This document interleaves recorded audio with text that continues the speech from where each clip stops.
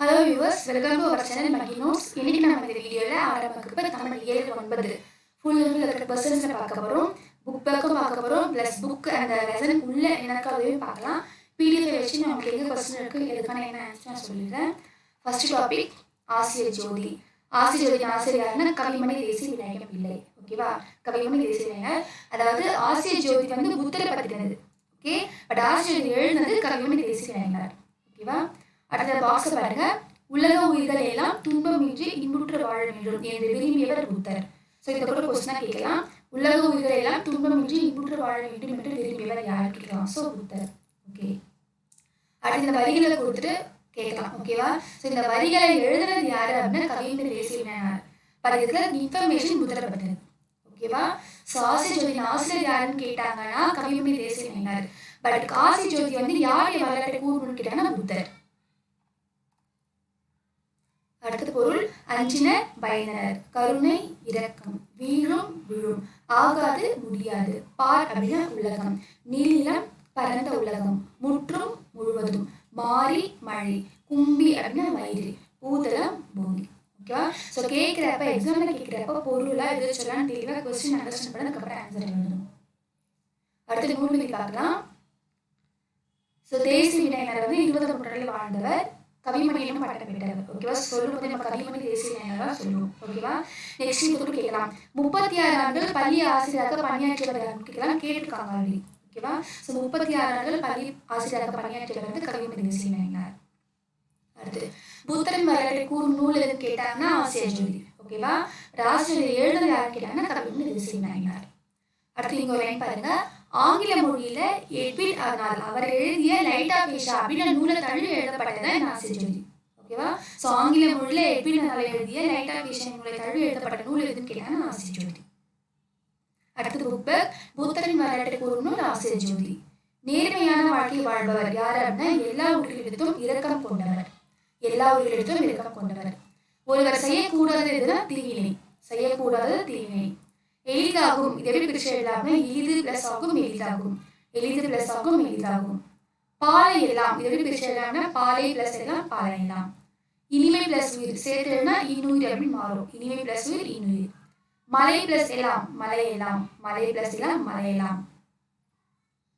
அடுத்து மனித நேயம். எதை வந்து மனித நேயம் சொல்லுவாங்க அப்படின்னா எல்லா உயிரிழத்தும் அன்பு செலுத்த வேண்டும், அதுதான் மனித நேயம். எல்லா உயிரிழத்தும் அன்பு செலுத்த வேண்டும், இதுதான் மனித நேயம். ஓகே, ஸோ இந்த வரிகளை கொடுத்து கூட இந்த வரிகளை இடம்பெற்ற நூல் எது கேட்கலாம். இந்த வரிகளை இடம்பெற்ற நூல் வந்து பொருளான நூல். ஓகே, தமக்கென முயலா நூன்றால் பிறர்க்கென முயல்தான் உண்மையானே. இந்த வரிகளை இடம்பெற்ற நூல் வந்து பொருளான நூல். மீனிங் புரிச்சு நமக்கு மறக்காது. மீனிங் என்ன அப்படின்னா நமக்கு மட்டும் வாழக்கூடாது, நமக்காக வாழணும், அதாவது இதுக்கான மீனிங். ஓகேவா? ஸோ மீனிங் புரிஞ்சு படிச்சு கண்டிப்பாக மறக்காது.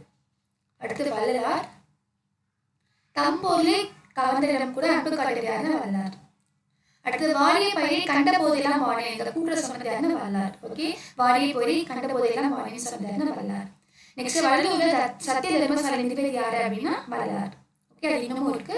வடலூரில் சத்திய தர்மசாலை நிறுவியவர் வள்ளலார். ஸோ பசிபினி போக்கியவர் யாருனாலும் வள்ளலார் தான். அடுத்து அன்னை தெரேசா. மக்களுக்கு செய்யும் பணி இறைவனுக்கு செய்யும் பணி அப்படின்னு சொல்ற வாழ்க்கையை வாழ்ந்தது யாருன்னா அன்னை தெரேசா. மக்களுக்கு செய்யும் பணி இறைவனுக்கு செய்யும் பணி. அடுத்து அமெரிக்காவில் நோபல் பரிசு பெற்றது அன்னை தெரேசா தான். வாழ்க்கை என்பதை நீ சாகும் வரையல்ல, மற்றவர் மனிதன் நீ வாழும் வரை அப்படின்னு சொன்னது யாருன்னா அன்னை தெரேசா. வாழ்க்கை என்பதை நீ சாகும் வரையல்ல, மற்றவர் மனிதன் நீ வாழும் வரை சொன்னது அன்னை தெரேசா. அடுத்து அன்னை தெரேசாவுக்கு அடுத்து அமெரிக்காவில் நோபல் பரிசு பெற்ற இந்தியர் யாருன்னா கைலாஷ் சத்யார்த்தி. கைலாஷ் சத்யார்த்தி 86,000 குழந்தை தொழிலாளர்கள் மீட்டுள்ளார். 86,000. ஓகே, அடுத்து உலக குழந்தைகள் கல்வி உரிமைக்காக 103 நாடுகளை 80,000 கிலோமீட்டர் நடைபயணம் மேற்கொண்டார். ஓகேவா?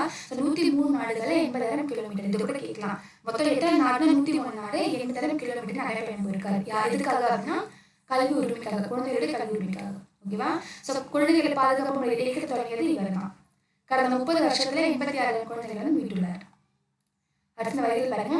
குழந்தைகளை தொழிலாளர்களாக மாற்றுவது மனித நம்பிக்கை எதிரான குற்றம். உலகத்தை குழந்தைகளின் கண்ணெடுத்து பாருங்கள், உலகம் அழகானது. இந்த வரிகளை சொன்னதான கைலாஷ் சத்யார்த்தி. அடுத்த புக் எல்லா உயிரிழத்தும் அன்பு செலுத்தல் மனித நேயம். தம்பூர்லே கவர்ந்தரிடம் அன்பு காட்டியவர் வள்ளலார். அன்னை தெரேசாவிற்கு அமெரிக்கா நோபல் பரிசு கிடைக்கிறது. கைலாஷ் சத்யார்த்தி தொடங்கிய இயக்கம் வந்து குழந்தைகளை பாதுகாப்போம். பொறுத்துக்க வள்ளலார் பசிப்பினி போக்கியவர். கைலாஷ் சத்யார்த்தி குழந்தைகள் உரிமைக்கு பாடுபட்டவர். அடுத்து அன்னி தெரேசா நோயாளிகளிடம் அன்பு காட்டியவர். அடுத்து முடிவில் ஒரு தொடக்கம்.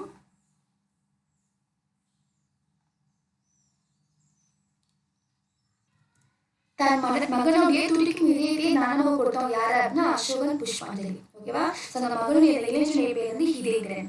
ஓகே, ஸோ அந்த சிறுமிக்காக தன் மகனுடைய துடிக்கும் இதயத்தை தானமாக தந்த 2 பேர் யாரு கேட்டாங்கன்னா வள்ளல்கள் யாருன்னா அசோகன் புஷ்பாஞ்சலி. அந்த மகன் பேர் இதயத்தை கொடுத்த மகனுடைய பேர் என்ன? ஹிதேந்திரன். அடுத்து கலைச்சொல். மனித நேயம், ஹியூமனிட்டி. கருணை அப்படின்னா மெர்சி. உறுப்பு மாற்று அறுவை சிகிச்சை, டிரான்ஸ்பிளான்டேஷன். நோபல் பரிசு, நோபல் பிரைஸ். சரக்கு அப்படின்னா லாரி. ஓகேவா? ஸோ இந்த வீடியோ இதோட முடியுது. ப்ளீஸ் தேங்க்ஸ் ஃபார் வாட்சிங்.